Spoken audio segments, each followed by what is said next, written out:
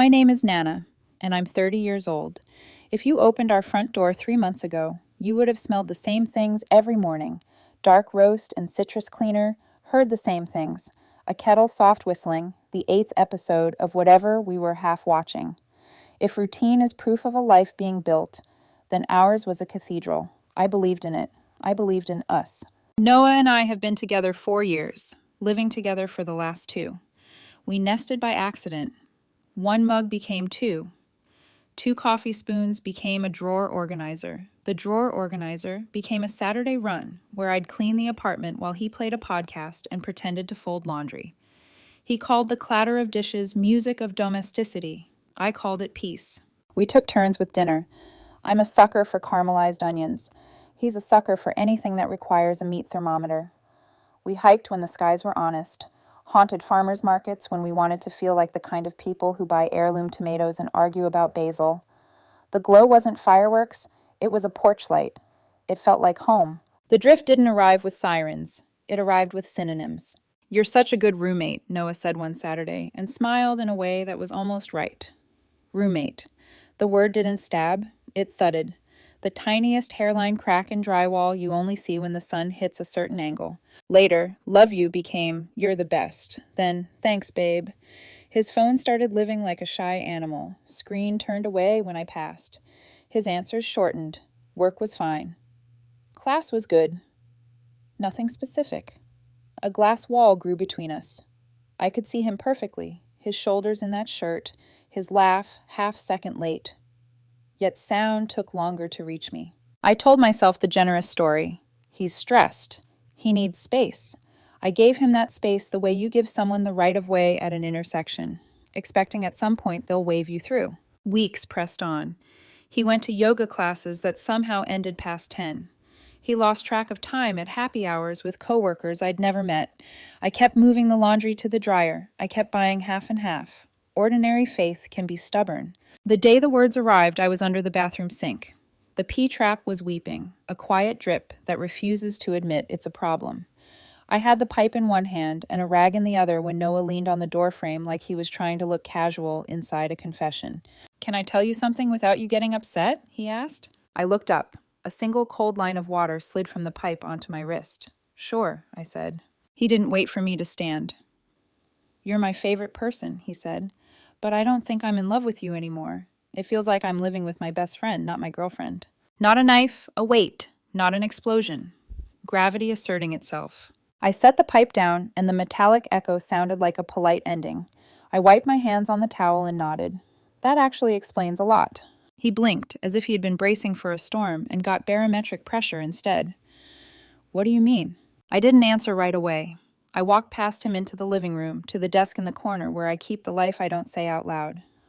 I opened my laptop, found the email that had been a soft lantern in my chest for 2 weeks, a reservation confirmation for a weekend cabin. The plan had been simple. Hike to the overlook at sunset. Tell him the things I've been certain of. I choose you, in the small mornings and the loud ones. Then get down on one knee and ask a question that deserved the quiet of trees for an answer. I clicked cancel reservation. The page asked if I was sure. I was. The confirmation ping sounded like a door settling into its frame. The ring wasn't hidden in a clever place. It lived where I could touch its possibility every time I reached for a bottle opener. Top kitchen drawer under the cutlery tray. I had tucked it there a month ago when the language began shifting, as if a braver version of me had made a plan while I caught up. I walked to the kitchen, opened the drawer, slid the tray. The ring box sat there like a closed eyelid. I lifted it, held it long enough to feel the temperature of the room pass through it, then set it back where it had been. Closing the drawer was strangely loud, a punctuation mark you feel in bone. Behind me, Noah's voice tried to be soft and tripped over itself. "What are you doing?" "Adjusting expectations," I said. "Lily, I didn't mean—" He stopped, because he did mean. We both did. That was the worst part, how reasonable our breakup sounded when we'd rehearsed it with synonyms for weeks. There were no theatrics, no begging, no slammed doors, no one sprinting into the rain because there wasn't any. We stood in our own kitchen and watched the life we'd been tending turn into labeled containers. Later that week, he put a call on speaker while painting his nails with clear polish. He said it calmed him.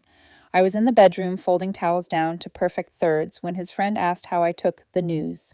He took it so well, Noah said, almost laughing. It's kind of crazy. I thought she'd cry or something. His friend laughed for real. Maybe she never loved you that much. Noah made a sound that was part laugh, part relief, part something I didn't have vocabulary for. The sound clicked a switch I hadn't known existed. Not anger, a circuit breaker. Power off. I finished folding the towels. I opened a spreadsheet and began dividing our life like a bill of sale. Rent, utilities, internet, groceries. I canceled the joint streaming services, the meal kit, the gym membership we both pretended to use. I sent him a clean breakdown with notes. He texted back, "This feels petty." I answered, "This feels accurate." The next morning, I made 1 cup of coffee. He came into the kitchen, hair damp, smelling like eucalyptus, and looked at the single mug as if I'd forgotten a step. "Where's mine?" he asked. "Figured you could make your own," I said, rinsing the scoop. "Roommates do." He winced at the word he'd chosen first. I didn't apologize for repeating it back. That evening, I moved my clothes into the guest room and angled the living room couch toward a different wall. It wasn't revenge decor. It was geography. The route from the front door to my new life needed to be shorter. He watched the furniture shift and said, "You're acting weird." "I'm aligning with the story you told," I said. He didn't reply. Maybe he thought I was punishing him. I wasn't. Punishment assumes continued intimacy. This was maintenance shutdown. A few days later, someone knocked. Tess, Noah's older sister, the one who sees through everyone, sometimes too quickly. She carried a tote bag of things Noah had left at their parents' house, and the look of someone who has chosen honesty over loyalty and hates the taste of it. We sat at the kitchen table that used to be a safe country. She wrapped both hands around her mug as if truth needed warmth. "How are you holding up?" she asked. "Fine," I said, "just adjusting." She studied me, then lowered her voice. "Can I tell you something? Off the record?" I nodded. "Noah found the ring," she said. "Months ago. He was looking for batteries. He saw the box. He called me panicking. He said he wasn't ready to get married, but didn't want to lose you. He thought if he reframed things first, it would hurt less." The timeline slotted into place like a puzzle piece you'd been sitting on. The synonyms, the angled phone, the yoga classes that always ran late. Damage control dressed as self-work. "Why are you telling me?" I asked. "Because you deserve to know," Tess said. "And because he's handling this badly. He doesn't get to have it both ways." After she left, I stood in the kitchen a long time, staring at the drawer as if it might have more confessions. I opened it, slid the tray, lifted the box, didn't open it. Then I carried it to my desk in the guest room, out of our space, into mine. Objects hold charge. You have to move them when the weather changes. When Noah's birthday crept up the following week, I didn't plan a concert or a surprise dinner. I bought a simple candle from the shop down the street. I wrote on a small card, "Hope this year brings you clarity." He read it in the kitchen, eyes shining with something I couldn't afford to name.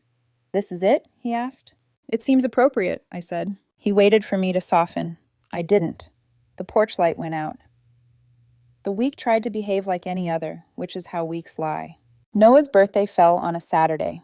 In the old calendar, the one written in couples ink, his day would have been a choreography of delight, reservations, a cake he pretends not to want, a chorus of friends timing the lights. This year, he orchestrated it himself. Group text, snacks, playlists, people who pronounce vulnerability like a brand value. I stayed because it's my lease, too. Leaving my own living room would have felt like asking permission. Earlier that morning, I set the candle and card on the table. He turned the wick between his fingers, reading the line again. "Hope this year brings you clarity." As if the letters might change under different light. "This is it?" he asked, voice young in a way that used to melt me. "It seems appropriate," I said. By 10 that night, the apartment was full of a kind of laughter that bounces off bare truths and doesn't stick. People milled between the kitchen island and the couch, hugging with one arm, while trying not to spill with the other. I took the chair by the window, the one that faces the world and not the television, and let the party swim around me. Tess stood near the sink, jaw hard, performing sisterly civility like a community service requirement. Noah blew out candles someone else brought. He closed his eyes for a half-second too long, the wish stretching, elastic and private. The room cheered the way rooms do when they want evidence they did their job. I sipped seltzer and counted my breaths. It happened like all true detonations, by accident, with perfect timing. Kara, his friend, with a voice that carries and a heart that often arrives after her mouth, clinked her glass. Okay, okay, she sang, tipsy warm. Do you remember when you were freaking out that Lily might propose? She laughed like it was cute. You were like, what if she does it at the Overlook? I can't. Silence as an organism. The room inhaled. Tess went still. Noah's smile broke like a meringue under rain. Kara, he said, trying gentle, you're drunk. I mean, it was sweet, she rushed on, oblivious. You found the ring looking for batteries and called me at, like, midnight. I said, you should just talk to her. And you said, I will. You should stop, Tess said, the kind of quiet that makes glasses reconsider clinking. Kara blinked, confused, finally seeing the shape of the thing she'd named. Oh. I set my empty glass on the windowsill. The gesture felt ceremonial. I stood, not dramatically, and walked down the hall to my room. Behind me, a dozen people negotiated a new reality with the volume turned way down. Doors don't slam in grown-up breakups. They seal. I shut mine and leaned my forehead against cool wood. Anger wanted in. I didn't let it. I packed 2 boxes instead. Books first, then winter sweaters. Motion, not emotion. The playlist outside pivoted to something with a softer beat, as if the algorithm had heard a prayer. In the morning, the kitchen smelled like sugar and apology. Crumbs, a tilted paper plate, a knife with frosting drying in pale blue streaks. Noah hovered by the sink, eyes swollen, hair trying to decide what direction the day would go. She didn't mean anything, he offered. She meant exactly what she said, I replied, rinsing a mug. She just didn't mean to say it out loud. He flinched. I would have told you. You did, I said, in synonyms. He reached for the candle, then didn't. Can we? I'm ending the lease early, I said, because I'd already done the math between midnight and 2 a.m. It'll cost, but I've saved. You have 2 months. I slid a printed copy of the spreadsheet across the counter. Expenses divided, dates highlighted, subscriptions already canceled. Clean edges, like surgical drapes. You're abandoning me? He chose the most dramatic verb available, as if I'd left him mid-ocean. You ended us, I said. I'm just catching the rest of the furniture up. He looked like he might cry then, and I surprised myself by hoping he wouldn't.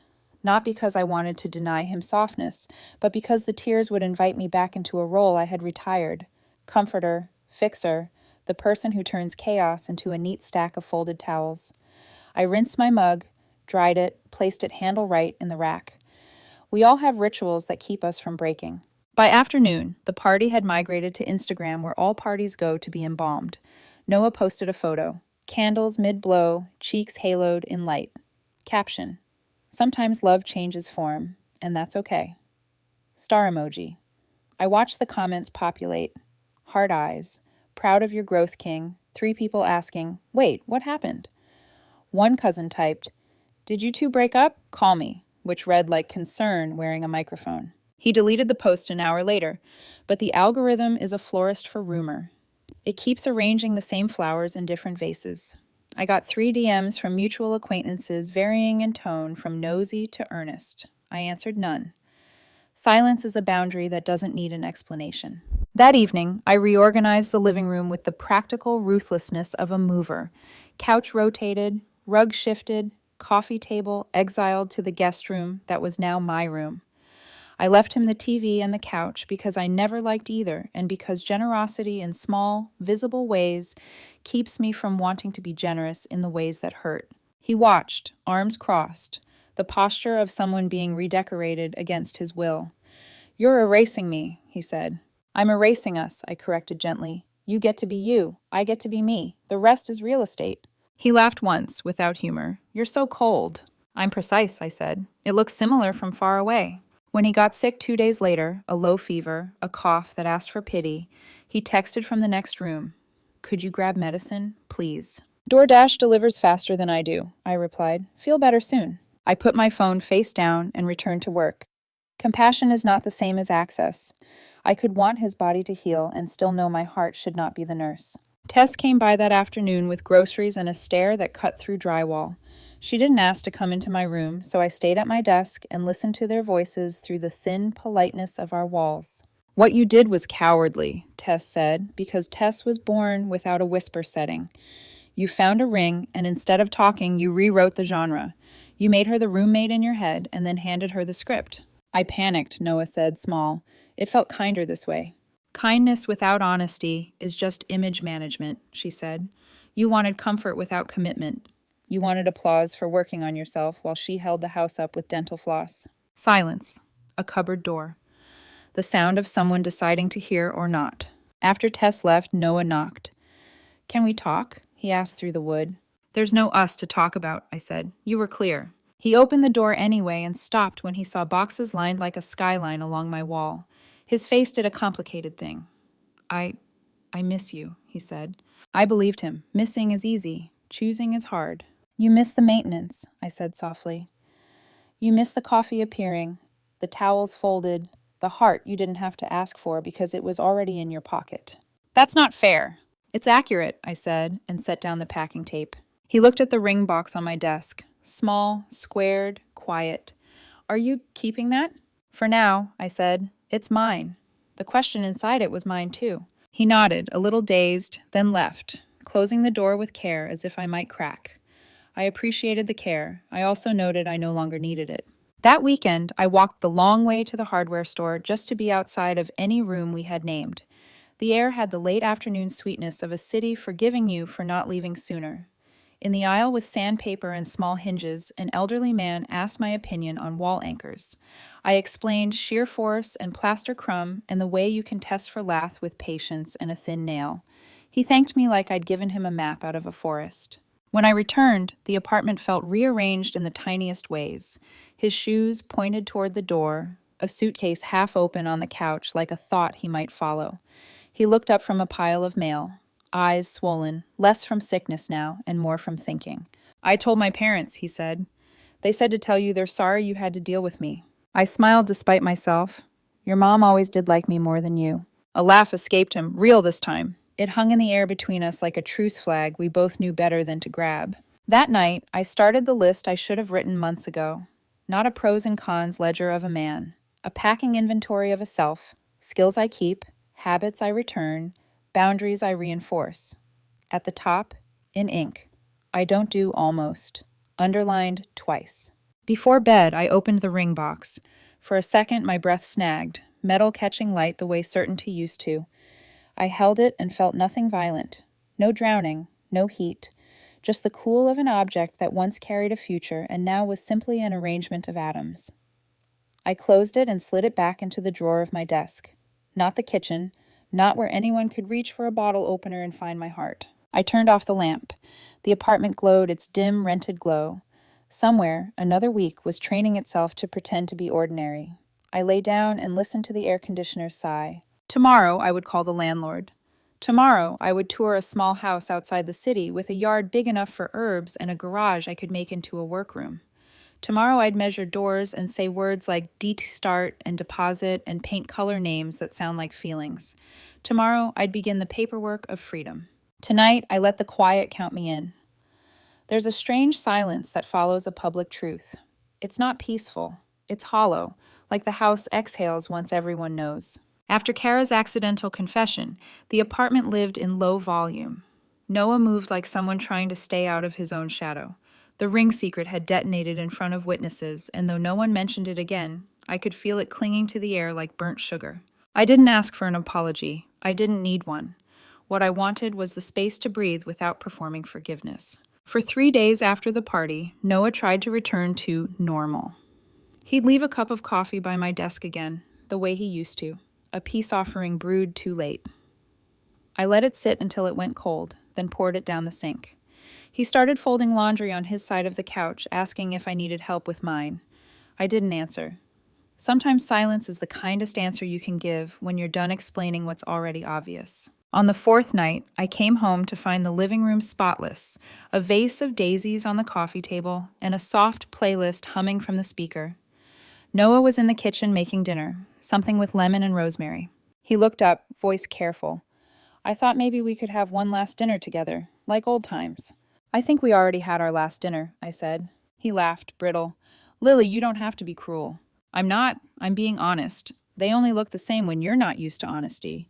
The knife paused mid-chop. He didn't say anything else. I walked to my room. That night, I scrolled through Instagram and saw what was left of the party. The filtered version. Noah smiling under string lights, Kara tagging him with captions like, "Growth looks good on you." Then the photo of the candle I'd given him, my handwriting visible in the corner of the frame. The caption read, "Clarity hurts, but it heals."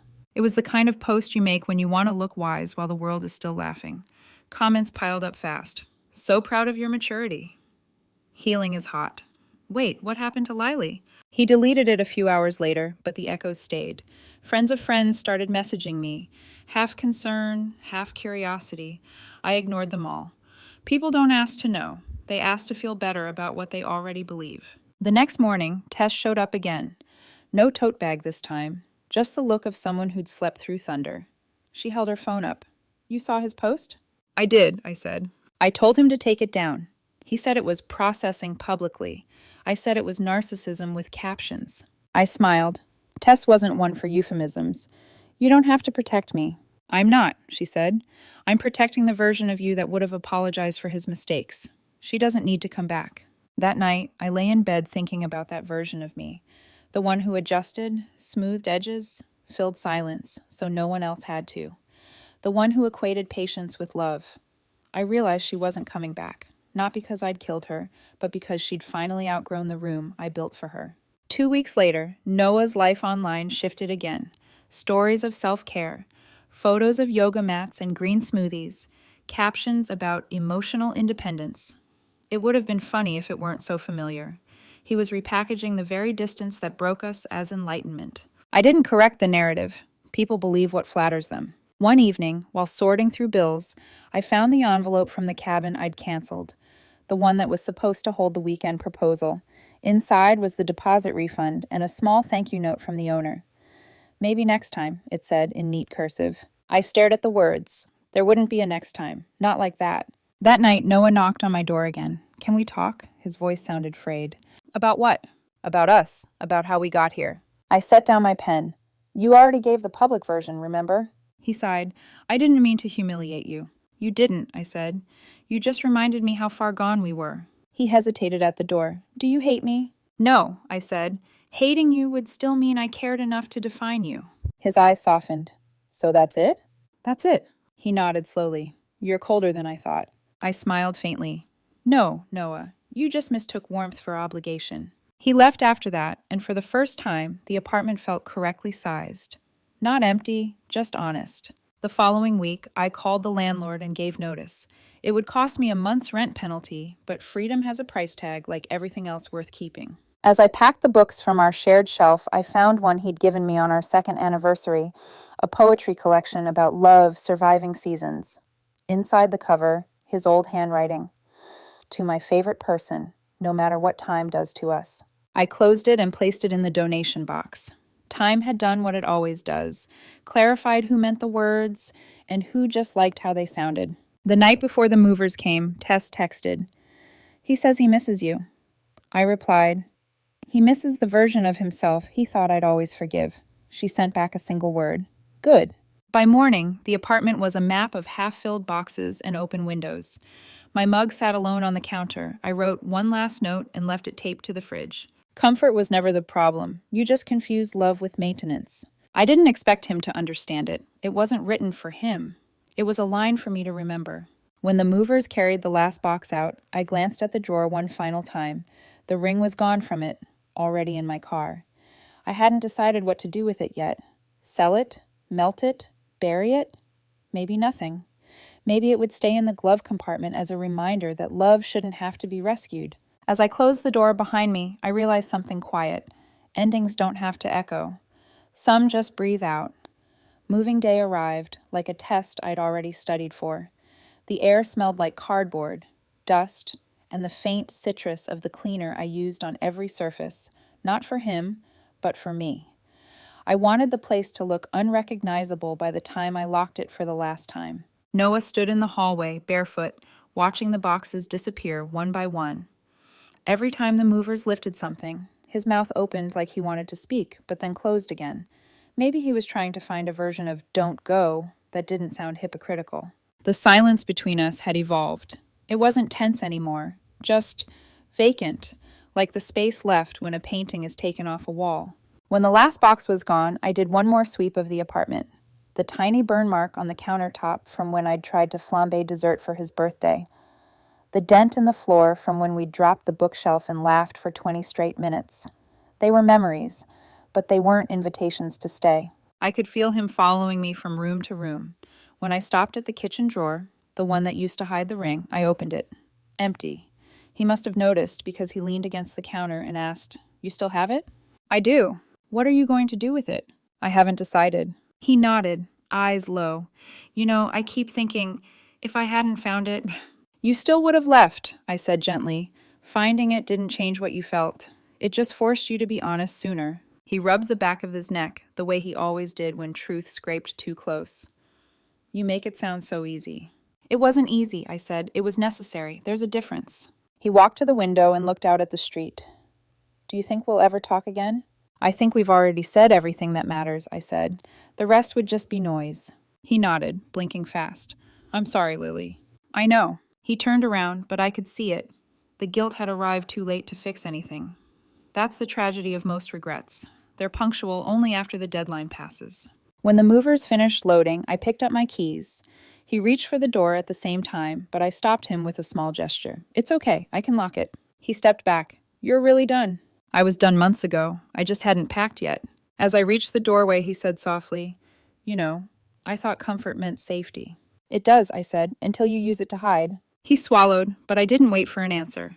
I walked out, closing the door behind me with the kind of finality that doesn't need a slam, just the clean sound of wood meeting wood. The house outside the city was small, quiet, and exactly the right size for a single life. 2 bedrooms, one for sleeping, one for working. A small porch that caught the morning light. A garage that smelled like sawdust and possibility. The first night, I sat on the floor among unopened boxes, drinking coffee out of a chipped mug, and listened to silence that belonged only to me.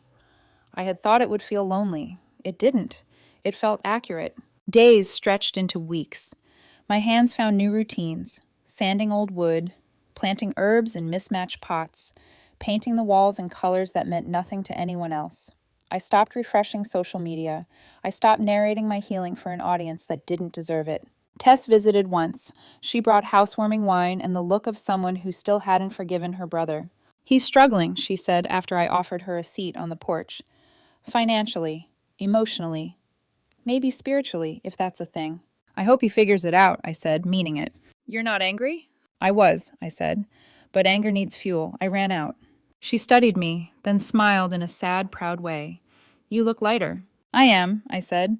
"Turns out carrying someone else's comfort gets heavy." A month later, Noah sent one final email. I knew it was him before I opened it. The subject line was empty. The body was short. "I'm sorry for the way I ended things. You didn't deserve that. I've been listening to your silence, and it's louder than any argument we ever had." I stared at the screen for a long moment. Then I archived it. Some words are meant to be said, not received. That evening, I finally took the ring out of the drawer. The box was smooth, weightless, like it had been emptied of everything except lesson. I thought about selling it, but the idea felt too transactional. Instead, I drove to the coast, an hour north, and walked to the end of the pier. The sea was dark blue, restless. I held the ring between my fingers until the metal warmed, then whispered the words I hadn't allowed myself before. "Thank you for ending." I threw it, watched the flash of silver vanish into the water, and waited for the sound. There wasn't one, just waves folding over themselves, erasing what never belonged to me anymore. When I turned back toward shore, I felt lighter, not from joy, not from vengeance, just from finally putting something down I'd carried too long. That night, back at the house, I opened all the windows. The wind moved through the rooms, rearranging curtains and air. And I realized something that should have been obvious. Love doesn't always leave a hole. Sometimes it leaves space. 6 months passed. I counted them not in days, but in routines that became mine again. The mornings started with 1 cup of coffee, not 2. I stopped making enough for a conversation. I worked barefoot, music low, Emails answered at my own rhythm. Freedom, I learned, doesn't feel like fireworks. It feels like breathing evenly. The house outside the city had changed me in small, unglamorous ways. I learned the language of my backyard, the way mint grows recklessly, the way basil wilts without warning, the way silence can hum if you let it. I fixed a broken latch, painted the shutters sage, and taught myself to fall asleep without background noise. Noah had become a ghost story that no longer scared me. Every so often, Tess would text, a check-in, a link to something she thought I'd like, an occasional update I hadn't asked for. He moved back with Mom and Dad for a bit, she wrote once, trying to find a new apartment. The podcast thing didn't work out.